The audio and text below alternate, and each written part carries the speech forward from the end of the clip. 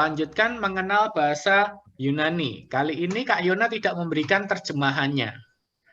Nah, tapi kalian bisa ngelihat nih. Ini huruf pertamanya kalau dituliskan apa nih? Kira-kira. Huruf E ya, epsilon. Oke. Kemudian yang kedua ini apa? Ini gampang, masih sama ya. I ya. Oke, ini K sama. Ini O, betul. Ini omega, tapi O kecil. Kalau omeganya O besar, ini. Yang sering mungkin dilihat simbolnya yang ini. Omega. Kalau di pelajaran fisika di listrik ya, ada ohm gitu. Nah, ini yang huruf kecil. Ini N, betul. Itu N. Nah, ya, betul sekali. E dibacanya I. Ya, K-nya tetap, O-nya tetap, N-nya tetap. Berarti ini bacanya adalah ikon. Nulisnya ikon, bacanya ikon. Ya. Artinya apa ikon itu? Ada yang tahu? Arti secara kata-katanya aja, bukan definisi, tapi arti pengertiannya secara literal atau secara hurufiah. Ikon adalah gambar. Itu. Ya, jadi pengertian dari ikon itu adalah gambar. Kita lanjutkan. Gereja Ortodok Timur itu menggunakan ikon, atau ini tulisannya ikon ya, yang adalah gambar-gambar suci yang digunakan dalam kegiatan keagamaan. Ya. Kita akan baca dalam Kolose 1 ayat 15. Saya minta tolong Yose bacakan Kolose 1 ayat 15.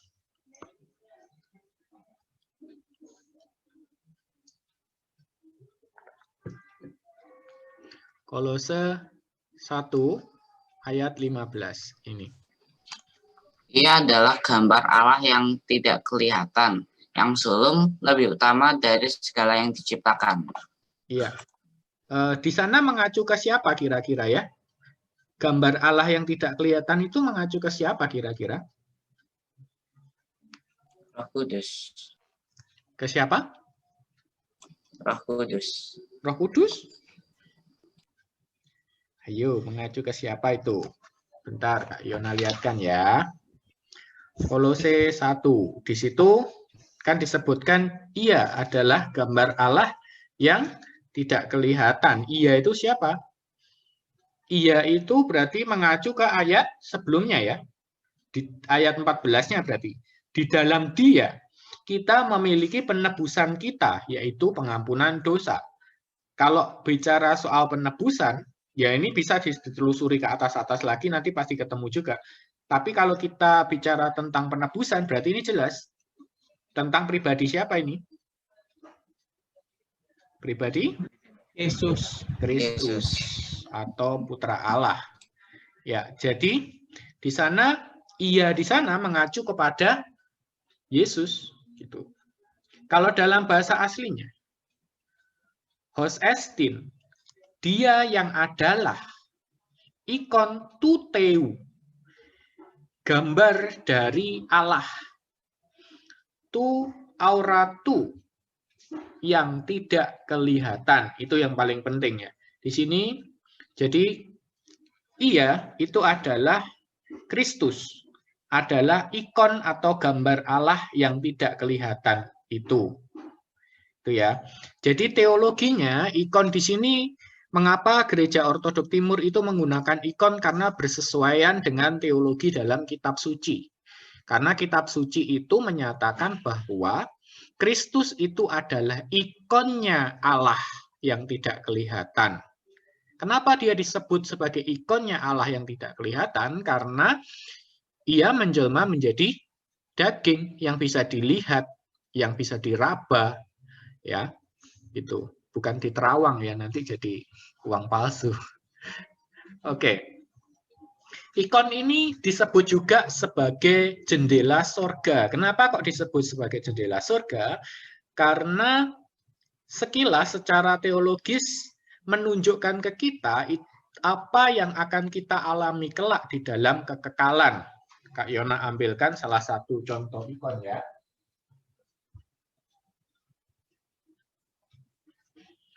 Mungkin ini ikonnya Alexander dan keluarganya. Di sini ada lingkaran-lingkaran kudus di orang-orang sucinya. Ini menunjukkan nanti kelak kita akan menjadi orang-orang kudus juga gitu. Nanti ada arti-artinya sendiri-sendiri gitu ya. Nah, apa yang termuat dalam ikon ini, dia secara teologis menunjukkan ke kita apa yang akan kelak kita alami di dalam kekekalan. Kemudian ikon juga disebut sebagai teologi dalam garis dan warna. Karena ikon ini juga menegaskan peristiwa inkarnasi dari Kristus. Inkarnasi itu Kristus menjadi daging tadi ya, yang dikatakan bahwa ia adalah gambar Allah yang tidak kelihatan. Ia adalah ikonnya Allah yang tidak kelihatan. Itu. Oke, kita lanjutkan. Pada hakikatnya penggunaan ikon dalam ibadah itu sudah ada sejak Perjanjian Lama.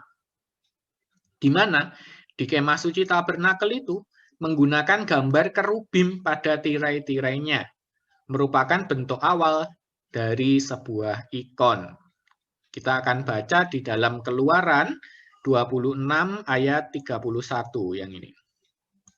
Christian coba kitab Keluaran di paling depan setelah Kejadian.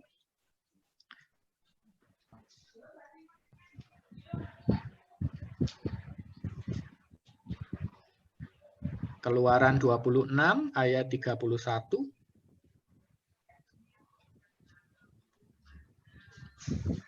Haruslah kau buat tabir dari kain ungu tua dan kain ungu muda, kain kirmisi dan benang halus, yang dipintal benangnya haruslah dibuat dengan ada keruknya, buatan alih tenun. Ya, di situ dikatakan harus ada apanya? Kerubimnya ya. Ya, betul. Ya, ada 3 warna. Seharusnya 4 sih, cuma 4-nya itu mungkin tidak tertulis di situ karena ini dasar kainnya itu adalah lenan, kain lenan itu putih warnanya. Kemudian dia ada warna ungu di sini. Kemudian ada warna merah, kirmisi. Kemudian ada warna biru. Jadi ada warna biru, ada warna ungu. Mungkin yang ungu ini ya. Itu campuran, kemudian ada yang biru, kemudian ada gambar kerubimnya.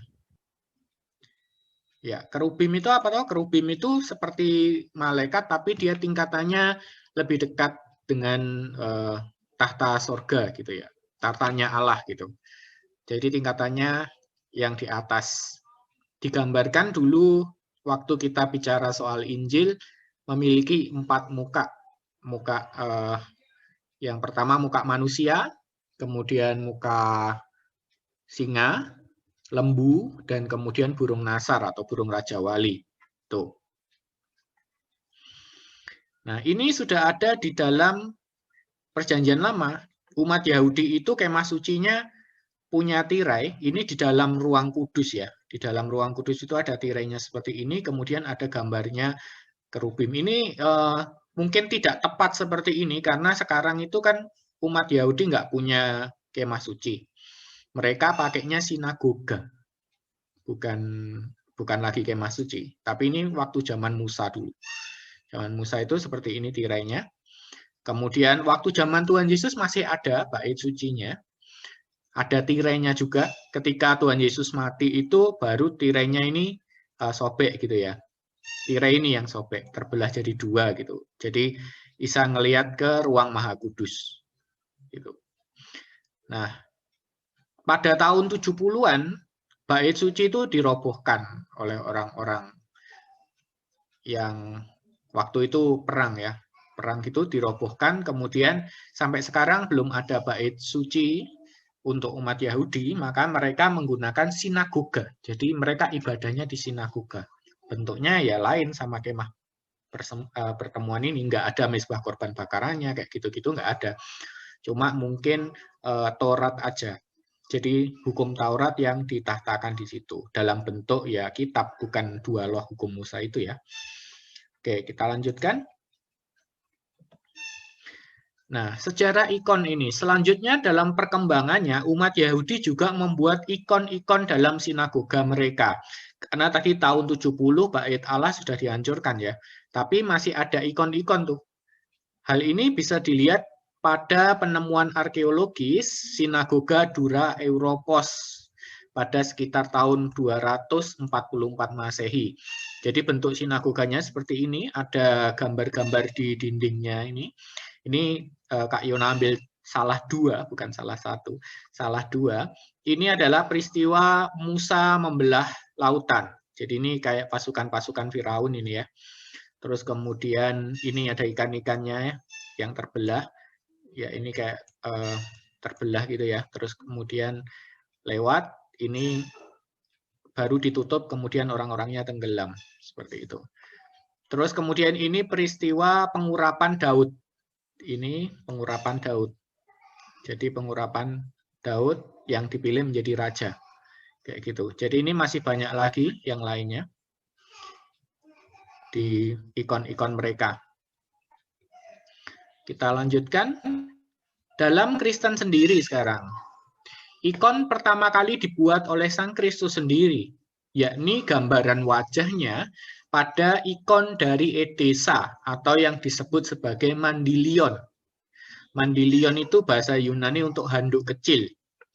Jadi ikonnya ini dibuat di handuk kecil. Kisah ini dimulai ketika Raja Abgar V dari Edessa, kayak wilayah kecil gitu ya, mengirimkan surat kepada Sang Kristus untuk mengunjungi dan menyembuhkan penyakitnya. Jadi ceritanya, ini Kak Yona ringkas saja ya. Kak Yona nggak bacakan isi suratnya lengkap, tapi Kak Yona ringkas.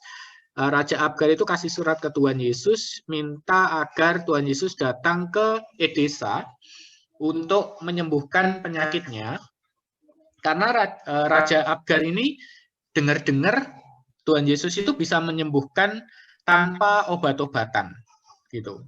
Jadi reputasinya Tuhan Yesus sudah menyebar sampai ke kerajaan kecil Edessa itu. Kemudian Raja Abgar ini sebetulnya menawarkan Tuhan Yesus untuk tinggal di sana dan memerintah bersama, gitu. Maksudnya, ya negaraku memang negara kecil, tapi bisalah melindungi kamu dari orang-orang Yahudi yang sirik sama kamu, kayak gitu intinya. Tapi hal itu ditolak oleh Sang Kristus pada waktu itu karena Kristus harus menggenapi dulu apa yang menjadi kehendak Allah, ya, bukan berarti dia harus menyingkir ke Edessa dan meminta pertolongan Raja Abgar. Karena bisa saja Tuhan Yesus itu menyuruh para malaikat untuk melindunginya, gitu kan. Tapi kan enggak, ya. Karena dia harus melakukan kehendak Allah itu tadi. Nah, tetapi dalam surat balasannya ini, Sang Kristus berjanji akan mengirimkan muridnya. Akan mengirimkan muridnya untuk menyembuhkan Raja Abgar V kelak kalau dia sudah memenuhi kehendak Allah itu tadi. Nah, setelah kebangkitannya itu, Sang Kristus mengirimkan Rasul utusan Tadeus dari Edessa. Jadi, Rasul itu kalau di dalam ortodok itu ada dua golongan, yaitu dari 12 rasul utama yang dipilih oleh Tuhan Yesus dan 70 rasul utusan. Ya. Tadeus dari Edessa ini masuk dalam rasul utusan, ya, 70 rasul utusan. Dia memang asalnya dari Edessa, makanya diperintahkan untuk ke sana oleh Tuhan Yesus. Nah, pada waktu itu Tuhan Yesus juga membawakan sebuah mandilion, itu anduk kecil yang dipakai untuk mengeringkan wajahnya. Sudah dia cuci muka gitu ya, terus dia mengeringkan wajahnya. Nah, itu dibawakan ke dia. supaya melalui sentuhan dari handuk itu nanti Raja Abgar 5 ini akan disembuhkan gitu. Nah, ketika Mandilion ini dibawa ke Raja Abgar dan dibuka, itu ternyata pada Mandilion ini ada ikon dari wajah Kristus itu. Jadi wajah Kristus itu nampak di Mandilionnya itu secara mujizat ya. Bukan karena cuma basah-basah gitu, tapi secara mujizat itu hadir di sana. Sehingga ini yang disebut sebagai ikon yang tak tercipta oleh tangan. Itu ya. Nah, melalui ini akhirnya Raja Abgar 5 itu disembuhkan dan kemudian dia bertobat. Nah, ini adalah contoh dari ikon Mandilion. Di gereja juga ada.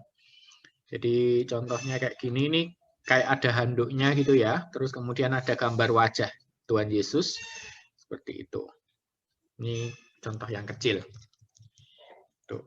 Di gereja ada juga replikanya, bukan Mandilion yang benar-benar ada itunya, tapi digambar ulang gitu ya. Kita lanjutkan pada sejarahnya.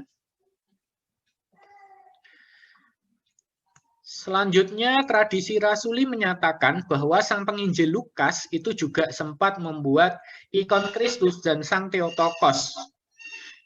Ada banyak, yang salah satunya sekarang ada di Rusia, yang dikenal dengan sebutan ikon Vladimir.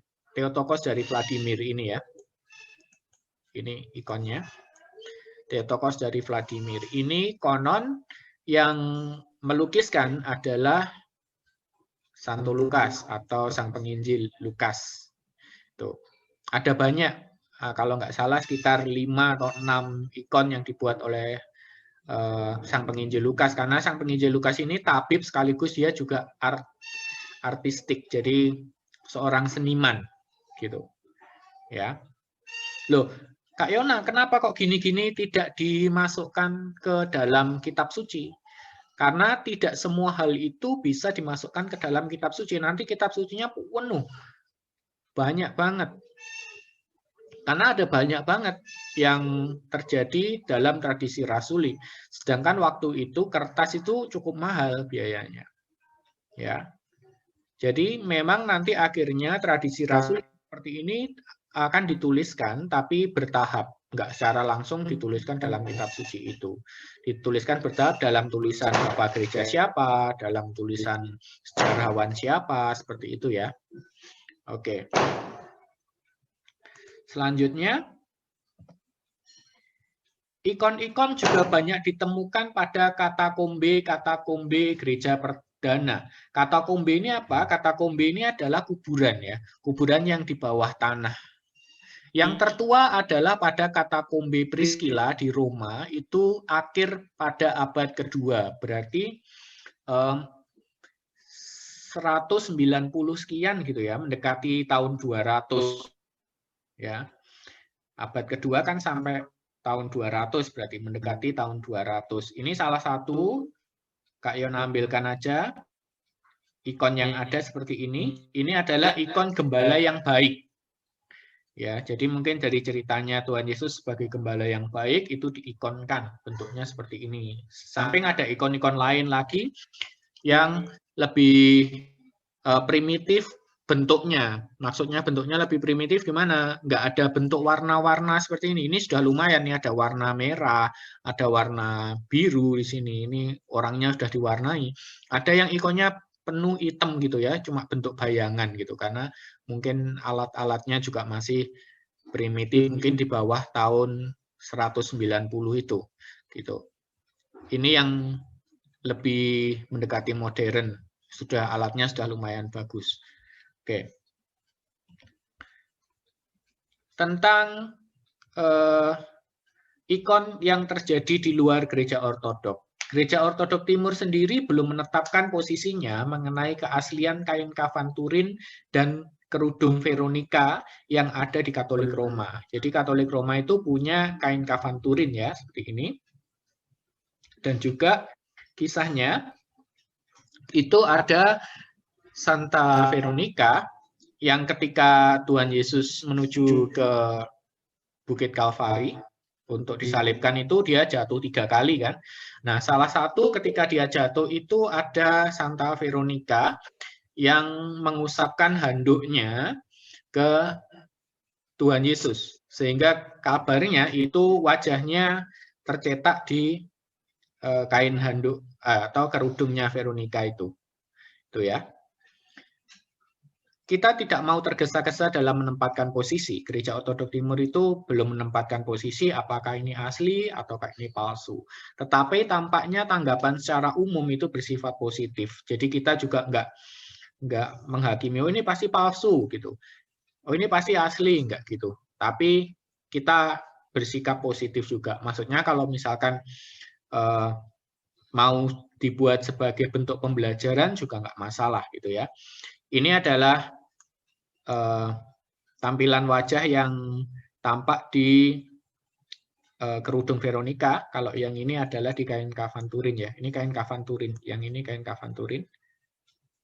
Nah, ini wajahnya diperbesar jadinya seperti itu. Ini mungkin darah-darahnya ya. Bekas darah mungkin di duri, mahkota duri gitu ya. Bekas darah ada di sini. Ini secara keseluruhan seperti ini. Tuh. Kemudian bagaimana sikap Gereja Ortodok Timur itu terhadap ikon? Nah, Gereja Ortodok Timur melarang penyembahan atau latria pada ikon. Tetapi ikon haruslah dihormati secara mendalam atau yang disebut sebagai dulia atau venerasi. Mereka yang melakukan penyembahan atau latria pada ikon harus bertobat. Jadi nggak boleh memang. Dan harus menempatkan diri secara benar, yaitu dengan cara menghormati secara mendalam. Jadi harus dibedakan antara penyembahan dan penghormatan secara mendalam. Penyembahan latria itu hanya kepada Allah Tritunggal. Sedangkan penghormatan secara mendalam atau dulia, venerasi, itu bisa dilakukan ke orang-orang suci dan ke media-media suci. Media-media suci itu apa? Media suci itu misalnya kitab suci, kemudian salib suci, kemudian termasuk ikon, relik para santo santa, itu adalah media-media suci. Itu ya. Nah, kita akan baca nih perintahnya pada Ulangan 5 ayat 8 sampai ke 9. Tolong Kesia.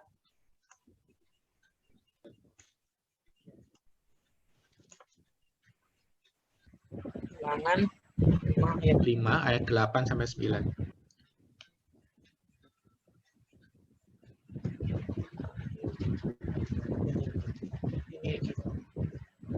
Ulangan 5 ayat 8. Iya. Jangan membuat bagimu patung yang menyerupai apapun yang ada di langit di atas, atau yang ada di bumi di bawah, atau yang ada di dalam air di bawah bumi. Jangan sujud menyembah kepadanya atau beribadah kepadanya, sebab aku Tuhan Allahmu adalah Allah yang cemburu, yang membalaskan kesalahan bapa kepada anak-anaknya dan kepada keturunan yang ketiga dan keempat dari orang-orang yang membenci aku. Oke, di sini Kak Yona meminta kalian untuk mengingat-ingat kata kuncinya. Kata kuncinya adalah sujud menyembah. Di situ ya.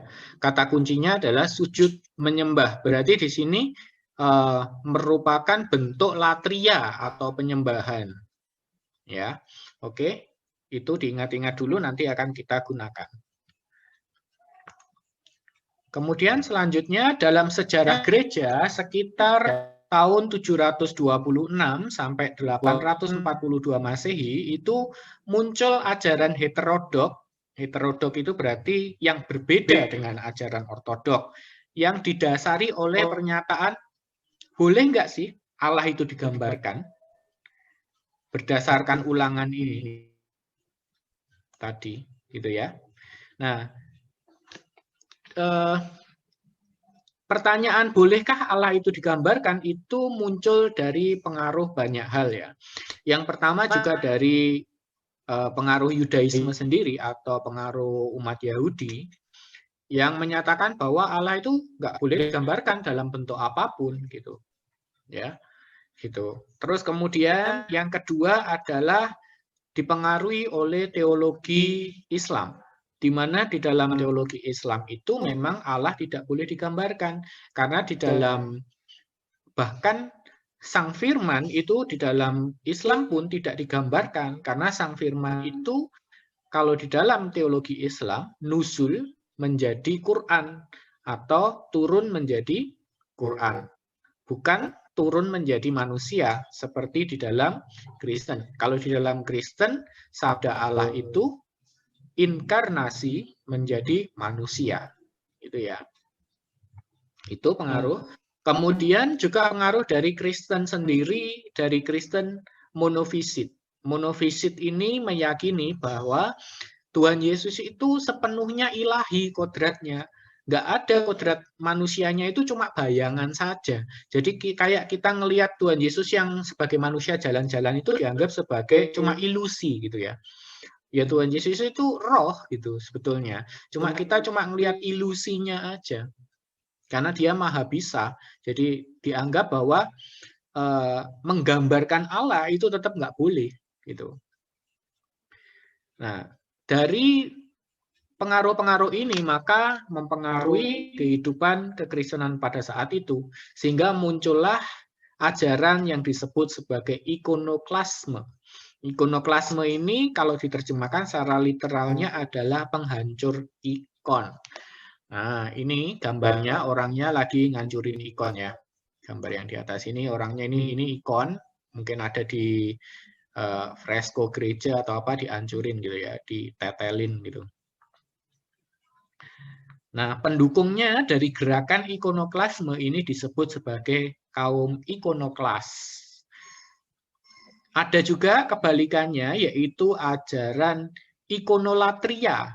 Ya, ajaran ini kebalikannya ikonoklasme, dia menyembah ikon. Jadi ikon itu dianggap benar-benar ya ini manifestasi dari Allah, harus kita sembah gitu ya. Nah, kemudian gereja pada tahun 787 Masehi menggelar sinode ekumenis ke-7 yang disebut sinode ekumenis Nikea kedua.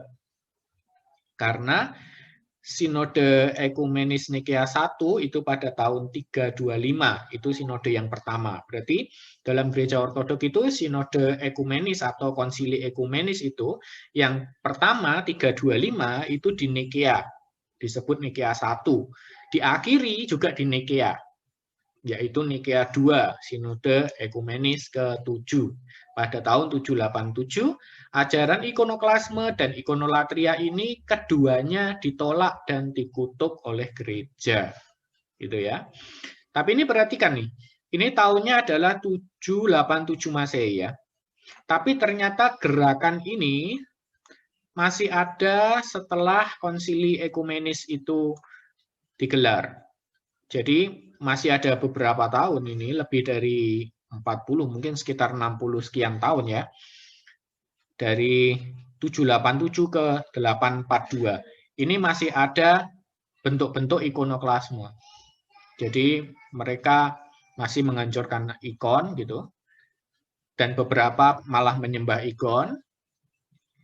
Tetapi gereja sedang menetapkan bahwa harusnya adalah ikonodulia. Ikonodulia.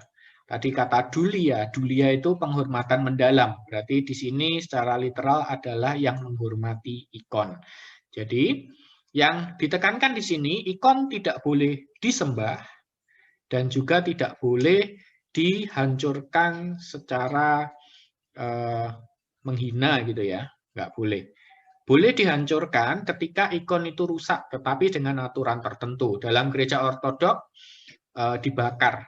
Kalau ikonnya memang udah bentuknya rusak dan memang harus dimusnahkan, maka boleh. Tapi melalui cara dibakar, nggak boleh dibuang ke tempat sampah atau semacamnya ya. Kalau kalian punya ikon, nanti juga seperti itu. Oke. Kita lanjutkan. Sorry, ini tadi setelah 843 ya. Jadi setelah 843,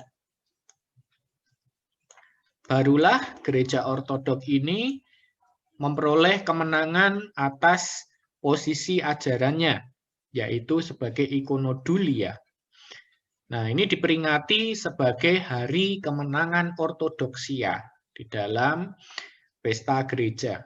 Jadi nanti kalau kalian dalam tahun ini memperingati kemenangan ortodoksia, itu tentang kemenangan sinode ekumenis ke-7 ini.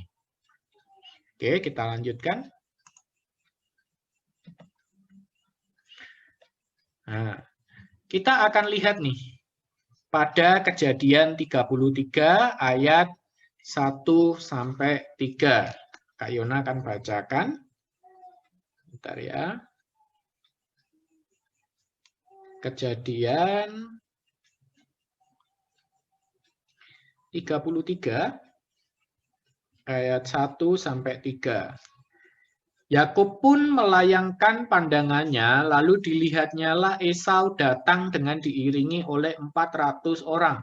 Maka diserahkannyalah sebagian dari anak-anak itu kepada Lea dan sebagian kepada Rahel serta kepada kedua budak perempuan itu. Jadi ini peristiwa tentang Yakub bertemu dengan Esau. Ia menempatkan budak-budak perempuan itu beserta anak-anak mereka di muka, Lea beserta anak-anaknya di belakang mereka, dan Rahel beserta Yusuf di belakang sekali. Dan ia sendiri berjalan di depan mereka, dan ia sujud sampai ke tanah 7 kali. Hingga ia sampai ke dekat kakinya itu. Kakinya itu berarti kakinya Esau ya. Jadi gambarannya kayak gini, ini Yusuf ini. Yusufnya sujud gitu ke Esau. Sampai 7 kali.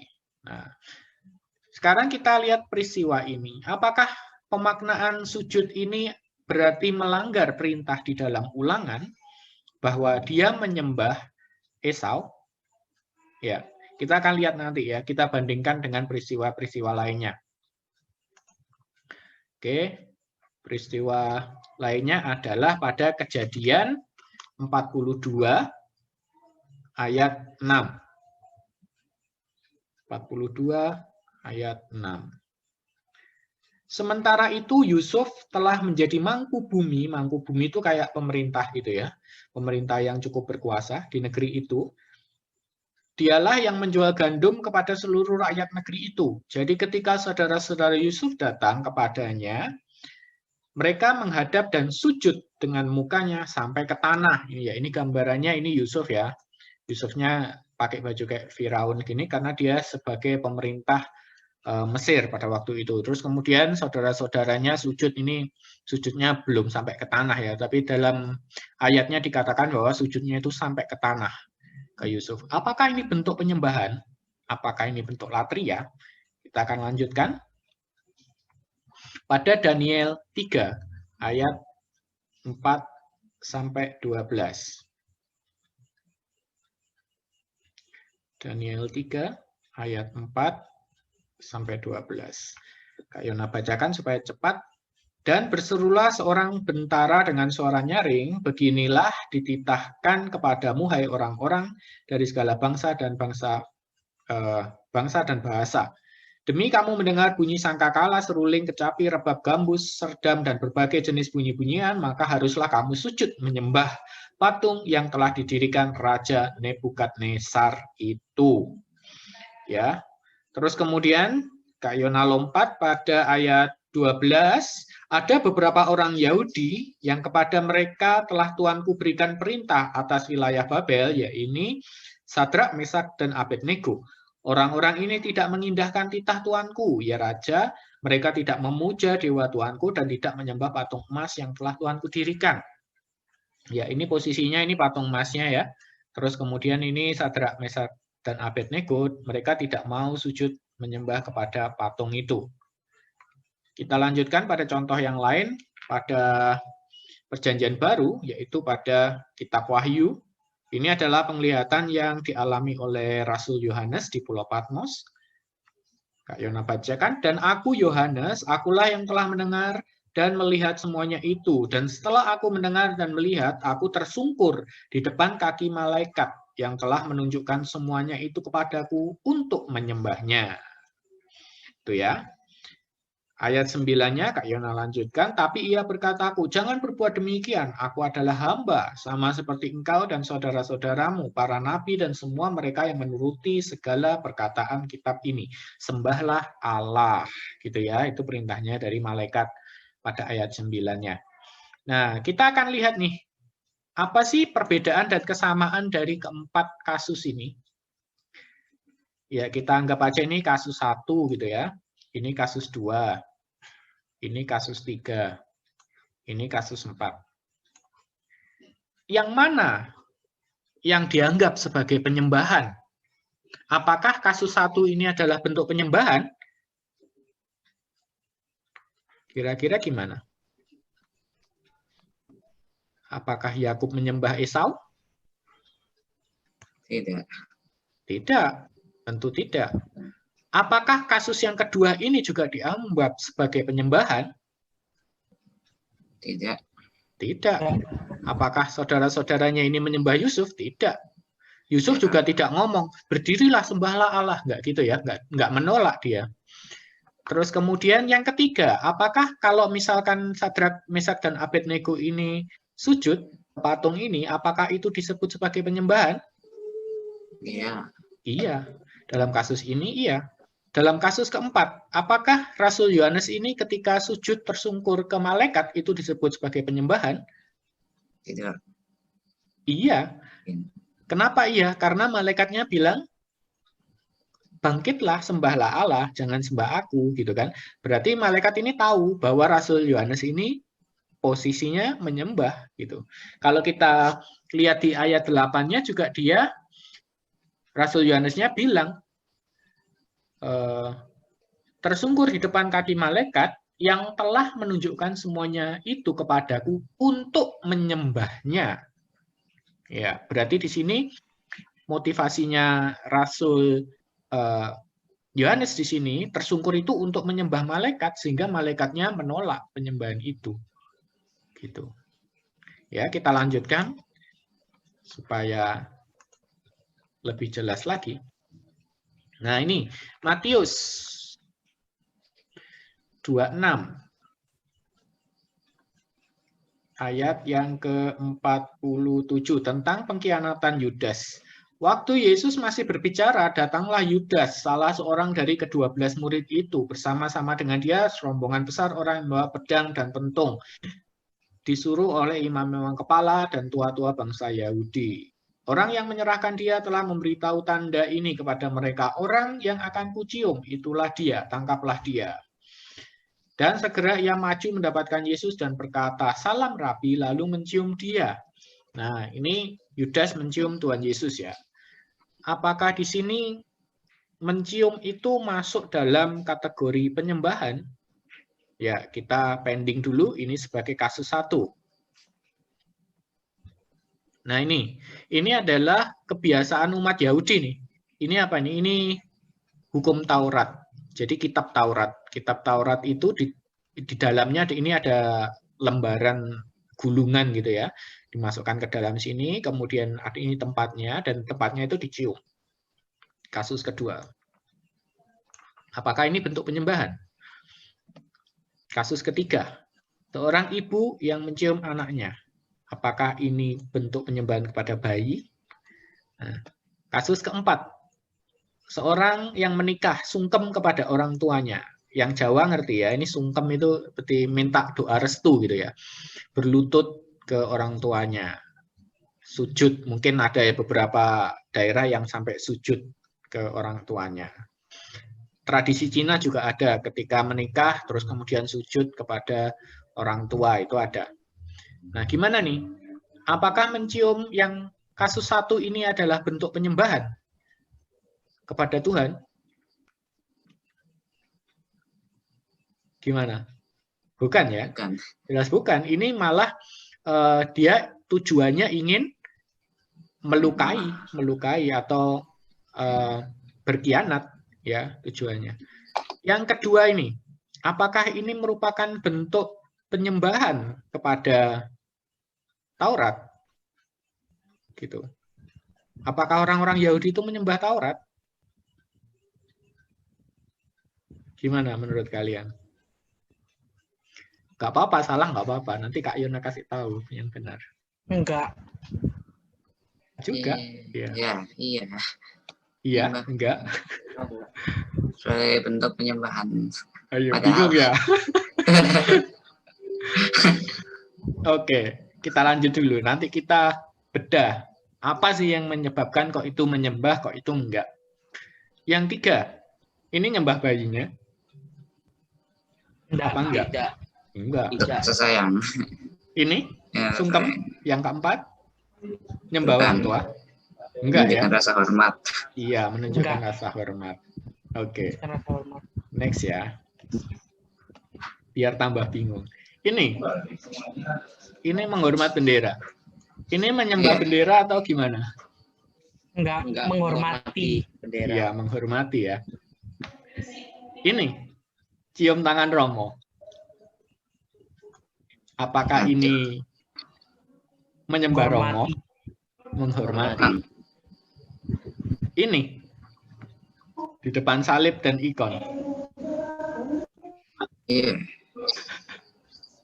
Ayo, menghormati, menyembah. Menyembah Allah.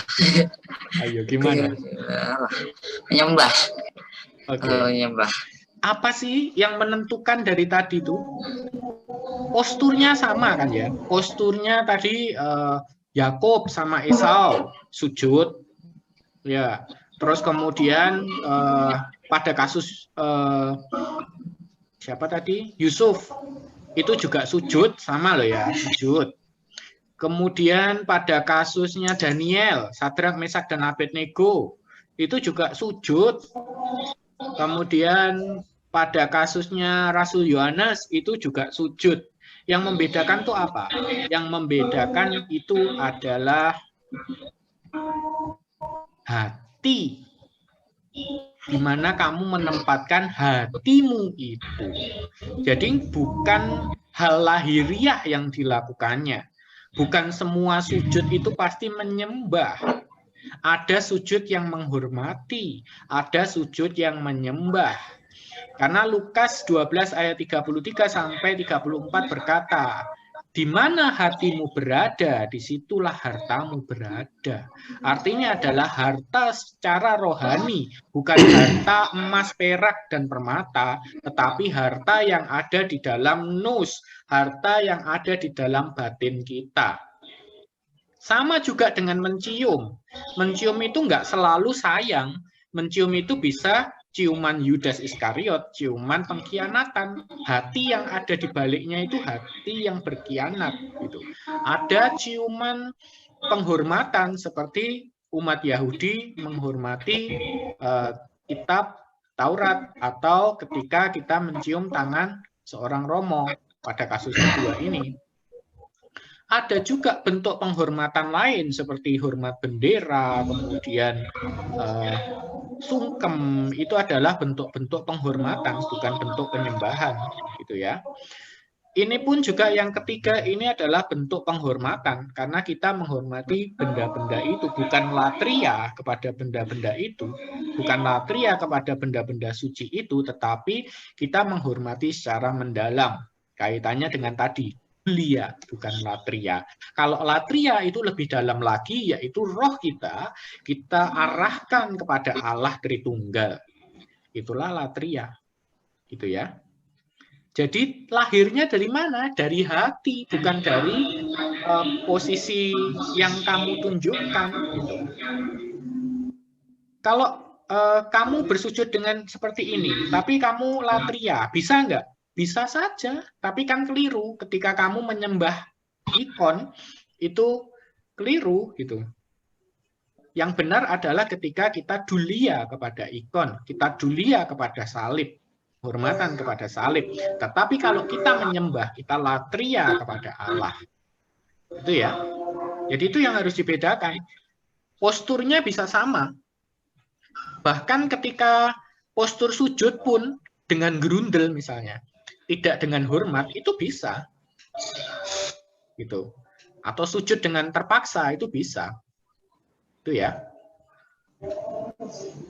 Nah, itu mungkin materi hari ini. Jadi materi hari ini kita mempelajari banyak hal. Untuk materi ikon bagian kedua besok, kita akan lanjutkan dalam pokok bahasan ini. Apakah semua ikon itu dapat kita gunakan? Itu yang pertama kita akan bahas pada pertemuan berikutnya besok ya. Yang kedua, bagaimana dengan patung? Apakah gereja ortodok menggunakan patung? Boleh nggak? Yang ketiga, itu makna dasar, warna dasar pada ikon. Nanti kita akan bahas pada minggu depannya. Oke. Sekarang kita memasuki sesi tanya-jawab. Sebelum kalian bertanya, Kak Yona akan menjawab dulu tentang pertanyaan minggu lalu yang ditanyakan. Tapi orangnya nggak ada, tapi Kak Yona akan tetap jawab, yaitu tentang tata sembahyang sing-sing fajar. Ini Kak Yona baru geledah-geledah ke perpustakaannya Kak Yona dan menemukan buku ini. Mungkin ini yang dimaksud kemarin. Kemarin pertanyaannya, bolehkah sembahyang sing-sing fajar ini dilakukan tiap hari? Karena di Malang hanya dilakukan pada waktu Sabtu sore. Boleh, karena di sini pun ada lembar pertama ini malah dituliskan tata ibadah sembahyang sing-sing fajar harian. Karena ada kata-kata harian, berarti itu boleh dilakukan setiap hari. Ya, kalau mau boleh dilakukan setiap hari. Baru nanti kemudian ada tata ibadah sembahyang sing-sing fajar minggu. Ya, memang agak beda sendiri karena peringatannya beda ya. Nah, seperti itu. Berarti Vesperus atau sembahyang sing-sing fajar ini boleh dilakukan tiap hari. Oleh awam pun boleh. Gitu ya. Nggak harus dilakukan di monasteri atau di biara-biara. Tapi awam pun boleh. Ikut ke gereja lebih bagus. Karena ketika kita bersekutu itu kita mendapatkan penguatan dari yang lain. Kemudian Kak Yona tunjukkan juga kemarin yang sempat terpending, yaitu tentang sembahyang pagi dan sembahyang sore yang ada di kitab suci ortodoks. Ini ya. Di situ ada morning prayer. Di sini hanya sedikit sih, lebih pendek. Hanya 2 halaman selesai, kemudian evening prayer-nya hanya 2 halaman. Ini evening prayer, tulisannya di sini evening prayer, terus di sini selesai, amin gitu selesai. Nah, jadi teksnya itu beda-beda, jangan kaget kalau misalkan ketemu lo teksku kok nggak sama, setiap ini kok nggak sama, setiap buku kok nggak sama, nggak apa-apa, jangan kaget. Ini ada 2 kali, ada 3 kali, ada 7 kali, mungkin ada 9 kali gitu ya. Kalau di urologian ada ibadah pertengahan, itu nggak masalah. Jadi ambil saja yang sesuai dengan peringatan yang ingin kalian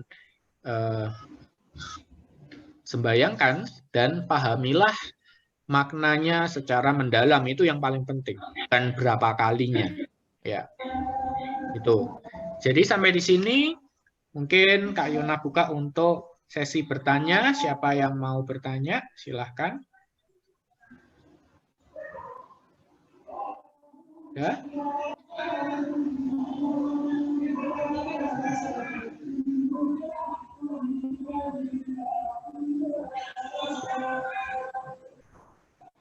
Jadi kalau nanti misalkan ada teman atau ada orang lain yang menyatakan, lo enggak boleh sujud ke ikon, gitu enggak boleh. Sujud ke salib itu enggak boleh, berhala itu. Nah, kalian harus ingat kata kunci di dalam ulangan tadi adalah sujud menyembah. Ada kata-kata menyembah. Berarti ini bentuk latria, itu yang enggak boleh. Ya. Kayak iya. Sama tanya. Kenapa ikon yang dibuat yang baru-baru ini tidak seperti ikon yang zaman dulu yang dibuat dengan cara realistis itu. Ikonnya digambar secara realistis, tapi sekarang hanya dengan tidak dengan realistis. Kenapa terjadi perubahan bentuk ikon ya? Ini terkait dengan sejarahnya sih, sejarahnya. Secara singkat alat-alat yang digunakan juga udah beda. Semakin hari semakin lebih modern ya. Mungkin zaman dulu tuh alatnya lebih susah. Warna-warna itu harus numbuk-numbuk sendiri gitu ya. Kemudian ya dari pewarna-pewarna yang benar-benar alami gitu, mungkin masih dalam bentuk bubuk-bubuk gitu, nggak bisa dibentuk seperti ini, kan ada kilauan-kilauan emasnya gitu ya. Ini kan teknik-teknik modern gitu ya.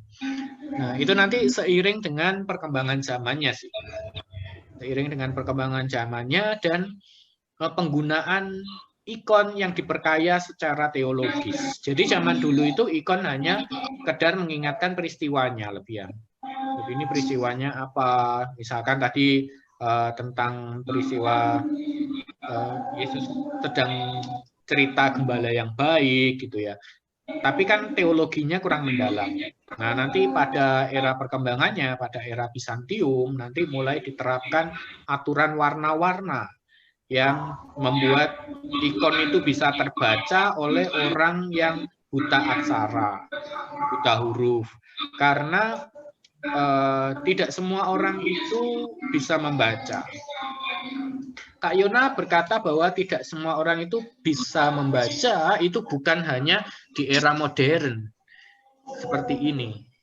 Pada era modern seperti ini tetap banyak loh orang yang tidak bisa membaca. Masa Kak Yona? Siapa Kak Yona? Nggak sekolah tak? Iya, ada orang-orang yang tidak bisa membaca. Siapakah itu? Para anak-anak kecil yang belum belajar membaca. Ya, mereka termasuk orang-orang yang belum bisa membaca. Juga ada orang-orang sepuh yang mungkin nggak terlalu lihat lagi ke aksara-aksara. Itu ya. Nanti melalui ikon mereka bisa belajar. Tetap mereka bisa tahu. Oh, ini toh artinya ikonnya. Ini toh arti teologinya. Gitu. Jadi ikon ini juga merupakan salah satu pagar penjaga teologi gereja, gitu ya. Bukan satu-satunya, tapi salah satu yang menjaga teologi gereja itu. Seperti itu. Nanti detailnya akan kita bahas pada perkembangan ikon ya. Tapi secara ringkasnya seperti itu. Oke, ada yang lain yang ditanyakan?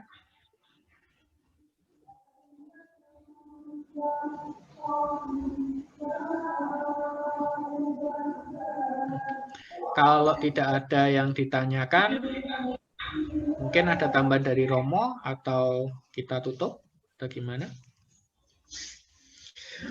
Sebentar. Baik, terima kasih Kak Yona dan anak-anak sekalian. Jadi yang kita terima saat ini bukan berarti keluar dari esti artian tentang ikon pada zaman dulu. Karena pada dasar bahwa tergantung dari perkembangan waktu dan keadaan di sekeliling, termasuk kemudahan mendapatkan warna, kemudahan mendapatkan alat, kemudahan dan juga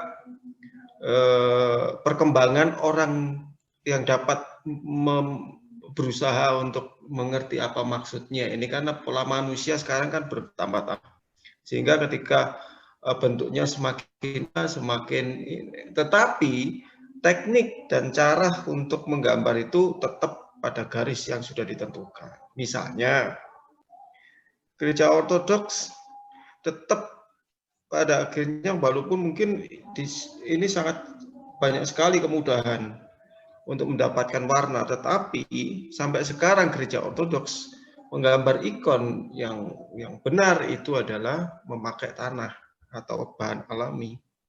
Misalnya itu ada tanah merah, kalian pernah lihat tanah merah, tanah hitam, kemudian ada beberapa unsur yang lain yang alami. Loh, kan ada itu cat yang beli di toko atau yang tidak, itu aja sih. Ya, saya kira itu tadi tambahannya.